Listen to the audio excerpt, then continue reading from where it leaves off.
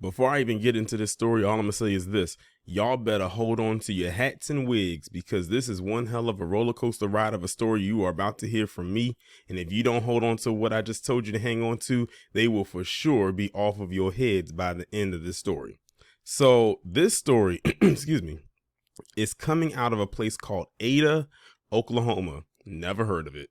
Where you have these three individuals right here who were involved in a very interesting, sordid type of situation. What is it, Jay, to call it? An entanglement? I guess you can call it an entanglement of sorts. So in this picture, you have a woman named Christy Evans, who is right here. Next to her is her husband, David Evans. And on the far end is a man by the name of Khalil Square.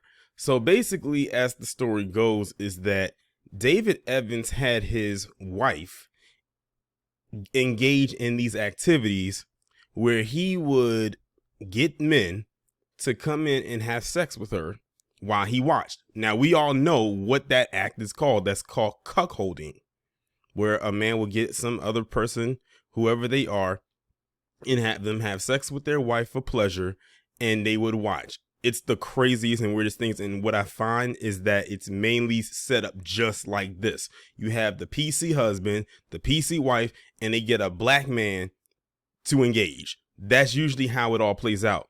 However, this one took a rather interesting and tragic turn, I guess you can say, because this one went outside the script and ended in murder. So basically, it sounds to me what happened was, and I'm going to read the story and tell me it's a pretty lengthy story too. It sounds to me, or it presents itself as the wife, her, ended up developing feelings for him, or they started developing feelings for each other. They came together, her scheme, and plotted to murder her husband, in which the plot and scheme went through. Now this woman is facing life in prison with the possibility of parole when she's in her like mid 80s. She's currently like 49 now. This guy's 27. They said that his sentence has been his sentencing will be done today as I'm recording this video on November 15, 2022. So if I have to hop to another article to find out what his sentencing was, because it should have been up by now, I will do that. If not, then it's just left up in the air for right now of what he's going to get. But that's just the premise of it. But the article goes way deeper into it. And when I say way deeper into it, I'm talking about a whole timeline is presented, as well as some other stuff in there involving their marriage. So let's get into it. An Oklahoma man is scheduled to be sentenced Tuesday, and they're talking about him, after admitting in September he fatally shot an Ada pastor whose wife is already serving a life sentence for her role in the murder. Khalil Square, age 27, pleaded guilty to first-degree murder on September 22nd. He is scheduled to be sentenced in Pontotoc, I'm guessing that's how you pronounce it, County District Court on Tuesday at 9 a.m., which is today. So like I said, if it's not up there in this article, then I'll have to go and see if I can find in another article what his sentencing was. The murder of Harmony Church pastor David Evans garnered national attention in March of 2021 after Evans' wife, Christy, confessed to her role and the sordid details of their lifestyle became known. They said national. I didn't hear about this. Did y'all hear about this? Because this is my first time hearing about this story. The pastor was shot in the head with his own gun early March 22nd, 2021, as he slept at his home in Ada. He was 50. His wife called 911 at 1:11 a.m. to report an intruder had killed her husband in bed. Hours earlier, he had preached at Harmony Church about attacks from the devil. His wife acknowledged that they had sex twice that day, knowing she planned his murder for that night. Square admitted to the shooting and said Christy Evans coaxed him into it. Oklahoma State Bureau of Investigations agent Justin Brown testified at a preliminary hearing last year. Christy Evans denied involvement in her first 4 interviews with an Oklahoma State Bureau of Investigation special agent. She admitted involvement for the first time on March 25, 2021, which is just 3 days after when it happened. In her confession, Christy Evans says she recruited Square to kill her husband, provided him with a gun and bullets, and left the back door unlocked for him to enter the house. During testimony in August, Christy Evans revealed graphic details about the couple's swinger lifestyle. She said her husband forced her to have sex with 50 to 100 men, mostly at rented rooms in Moore, Norman, and Oklahoma City. She recalled only twice that they met up with couples. She said the hookups would put her husband in a great mood. I just felt like a piece of property. I wasn't valued, she testified. She said she first met Square in January 2021 after her husband arranged a threesome at a Super 8 in Moore. She said she snuck Square her phone number during a second hookup. She said her husband found out on February 14, 2021 that she and Square were communicating. She said they fought and she told him she wanted a divorce. She relented after he threatened to kill himself. She said Square came to their home March 17th, 18th, and 19th, 2021, while her husband was away on a mission trip to Mexico. She said she told Square she wanted out of her marriage and needed his help. I know I begged him, please help me, she said. She agreed to leave one of her husband's guns outside the house, and to leave a back door unlocked, according to her testimony. I had doubts that he would show up, she said. She recalled hearing noises and finding a nervous Square dressed all in black hiding in the dining room. She assured Square her husband was sound asleep. She said she heard a shot and Square ran out the back door. I was desperate, she said of her actions. I wanted to be free from that. I knew of no other way. A judge in August sentenced Christy Evans to life in prison. The punishment means she will not be eligible for parole until she's in her mid-80s. She is now 49.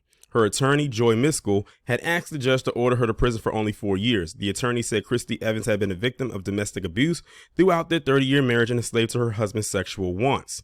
Now that whole part of the article is there, now it's about to go into the timeline of when this guy came into the picture and everything after that. Starting in January 2021. According to testimony of Christy Evans, David Evans arranges a threesome with her and Square at a Super 8 motel in Moore. February 14, 2021. According to Christy Evans' testimony, David Evans finds out on Valentine's Day that she and Square had been communicating. Christy Evans testified she and her husband fought that day and she told him she wanted a divorce. March 17th through March 19th, 2021. Khalil Square stays with Christy Evans while David Evans is on a mission trip to Mexico. Christy Evans testified later she told Square she wanted out of her marriage and needed his help. At 1:11 a.m., March 22nd, 2021, Christy Evans calls 911 to report an intruder and has shot her husband. Evans is pronounced dead inside the home. March 22nd through the 24th. Christy Evans is interviewed multiple times by the Oklahoma State Bureau of Investigation. March 25th, Christy Evans tells her daughter she begged Square to kill her husband. Later that day, Christy Evans confesses to the OSBI and is arrested at the Ada Police Department. Square is arrested at a residence in Newala. April 2022. So this is like a whole year later. Christy Evans pleads guilty for her role in the murder of her husband.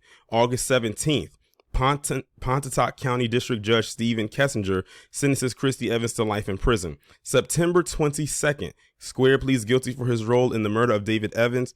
And November 15th, 2022, which is today as I'm recording this, Square is scheduled to be sentenced in Pontotoc County District Court. That was a lot. And it's crazy. This guy was a whole pastor. And look at the stuff that he had his wife engaged in throughout pretty much their entire marriage. So they said that he was swingers, having threesomes, hooking up with other couples, cuckolding. Apparently that's seemingly what was going on here. And a host and gang of other things. But I thought it was just very interesting that she reached out to the black dude to help her take care of her issue. So I ended up finding out what Khalil Square was sentenced to. I just wanted to condense it down to these two individuals. Well, it looks like he got the same sentence as she did.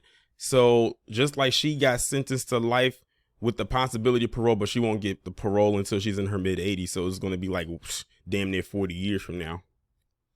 He got the same sentence. He got sentenced to life. And they said he does have a possibility of parole, but they didn't specify at what age he would be eligible to receive it. But they just announced that about 30 minutes ago that he's going to get life in prison for the role he played, because this is a first degree murder charge that they were both found guilty of and convicted of, because it was planned out for a while, and it was executed literally without a hitch. But yeah, this was a wild story right here. And the crazy part about it is I'm almost certain there are more stories out there that play out just like this. But really, in my honest opinion, there were no victors or victims, really, when you think about it, because if all she's saying is true about what her husband had her doing, her husband was a monster to her, apparently, clearly, with what she said that he had her doing. But at the same time, she had him murdered, and he went along with it, so he's no better. It's really like I said, in my honest opinion, there's really no victims in this case. Of course, by law, the victim would be the husband because he's the deceased at their hands. But yeah, wild stuff. If I have any Oklahoma subscribers out there, please tell me, did you hear about this story? The fact that they said this was a national story earlier in the article, and I didn't even hear about it, and you probably didn't. I'm trying to figure out how far did this story actually go, because I just heard about this today. This is all new to me today. If I had known about this, I probably would have already talked about it. Or maybe if I didn't talk about it, I would have said, oh, I heard about it. But this is crazy. And let me just say this out here, right now, for anybody who wants to engage in this type of activity, y'all better be very careful who you get involved with, because you don't know these people. You have no idea who these people are. Her husband was a whole pastor living like a whole gigolo. Like literally, it's almost like he was pimping his own wife out. And this guy is literally the definition of a pimp in the pulpit. The only thing is he wasn't pimping other people in the church or on the choir or wherever. He was pimping his own wife. And many people didn't even know. They know now. But imagine how the people of his church must have felt when they found that out, or the people of the community felt when they found all of this out. Crazy stuff.